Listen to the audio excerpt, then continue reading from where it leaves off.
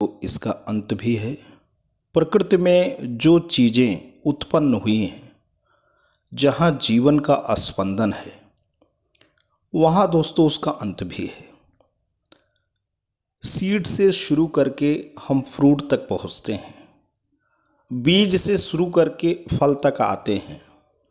एक क्षुद्र से बीज के भीतर एक विशालकाय, अति विशालकाय वटवृक्ष या ऐसे ही तरु छिपे होते हैं। लेकिन दोस्तों, जीवन का स्पंदन जहाँ है वहाँ पे उसका अंत भी है। आदि और अंत, यही जीवन के एक प्रकार से दोस्तों सहज क्रियाएं हैं। जीवन बड़ा ही रहस्यमय मालूम पड़ता है, इसलिए दोस्तों क्योंकि ये जीवन इतना खूबसूरत है, जीवन में इतने अटैचमेंट्स हैं, इतना आकर्षण है, इतना झुकाव जीवन की तरफ है। लेकिन दोस्तों, सारी बातें होने के बावजूद भी अवस्था जो है वो अपना प्रभाव छोड़ती है।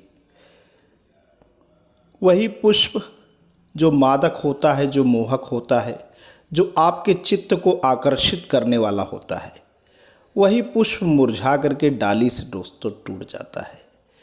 ऐसे ही जीवन का भी बेला है। जीवन में हम भ्रूण से शुरू करेंगे, माँ की गोद से बाल्यावस्था, किशोरावस्था, वयस्कावस्था और उसके बाद दोस्तों वृद्धावस्था, और अंत में आप दोस्तों देख सकते हैं कि जीवन में हमारे यहाँ जो संस्कार हैं, षोडश संस्कार हैं, उस षोडश संस्कार में दोस्तों सारी बातें हैं। चाहे हम बच्चे का गर्भाधान संस्कार कहें, चाहे पाणी ग्रहण संस्कार करें, विवाह का संस्कार करें, या चाहे जब जीवन का अंत होता है तो दोस्तों अंतिम क्रिया होती है, अंतिम संस्कार भी होता है।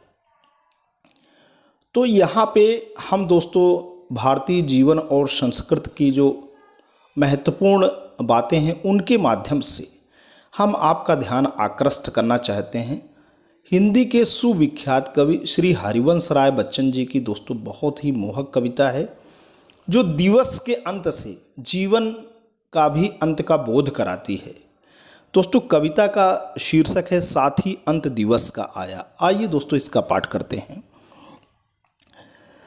साथी अंत दिवस का आया, साथी अंत दिवस का आया, तरु पर लौट रहे हैं नभचर, लौट रही नौकाएं तट पर। पश्चिम की गोदी में रवि की श्रांत किरण ने आश्रय पाया, साथी अंत दिवस का आया। रवि रजनी का आलिंगन है, संध्या स्नेह मिलन का क्षण है। कात प्रतीक्षा में गृहिणी ने देखो घर घर दीप जलाया, साथी अंत दिवस का आया। जग के विस्तृत अंधकार में, जीवन के शत शत विचार में, हमें छोड़कर चली गई लो, दिन की मौन संगनी छाया, साथी अंत दिवस का आया। दोस्तों, हमारे बीच में हमारे ऐसे आत्मीय जन हैं, हमारे इष्ट मित्र हैं, हमारे घर के बड़े बुजुर्ग हैं, जिनका हमें वट वृक्ष के नाई आश्रय मिला। दोस्तों, वो हमें छोड़ के चले गए। जीवन के शतशत विचार में, जग के विस्तृत अंधकार में कहाँ चले गए दोस्तों? ये पूरे के पूरे जग का विस्तृत अंधकार फैला हुआ है। जग के विस्तृत अंधकार में, जीवन के शतशत विचार में, हमें छोड़कर चली गई लो, दिन की मौन संगनी छाया। हमारे बीच में एक दिवस के मौन रूप में, हमारे संगनी के रूप में, भले ही उनके शरीर में उतनी ताकत नहीं रह गई, वो अशक्त रह गए, लेकिन हमारे बीच में हमेशा वटवृक्ष की तरह हमें शीतलता देते रहे, हमारे सुख दुख में सहभागी बने रहे।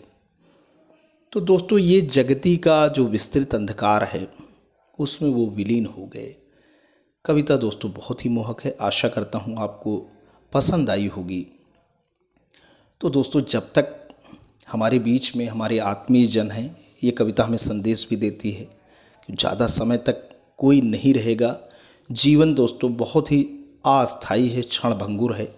आज से 5000 वर्ष पूर्व भगवान बुद्ध ने कह दिया था कि जीवन बुलबुले जैसा है। तो इस बुलबुले जैसे जीवन में कुछ भी दोस्तों शाश्वत नहीं है। हमारे रिश्तों में जो आत्मीयजन का आशीर्वाद है, जो उनका प्रेम है, उनके सुख दुख में हर समय दोस्तों सहभागी बने। और ये जीवन में कुछ बटोरने जैसा नहीं है दोस्तों, संचय की वृत्ति ना पालें, क्योंकि कुछ भी संचित जो चीज़ें हैं, चाहे वो संचित धन हो या संचित वासना के प्रभाव में चीज़ें हम दोस्तों संचित करते हैं, उन सब चीज़ों से दोस्तों मुक्त होने की बात है। मुक्त भाव से आप काम करेंगे और अपने बड़े बुजुर्ग और अपने घर के परिवार के बच्चे के बीच में रह करके उनके जीवन के साथ न्याय करेंगे, तो आशा ही नहीं पूरा विश्वास है कि जो आपको आत्मसंतुष्टि होगी वो एक ऋषि और साधु के तुल्य आत्मसंतुष्टि होगी। और उसका आनंद लेते हुए दोस्तों जीवन के इस रहस्यमय पथ पर दोस्तों आगे बढ़ते रहें। आज के लिए इतना ही। शीघ्र ही एक नई अमिट रचना के साथ, अमर रचना के साथ आपके पास पुनः हाजिर होंगे। तब तक के लिए जय हिंद, जय भारत।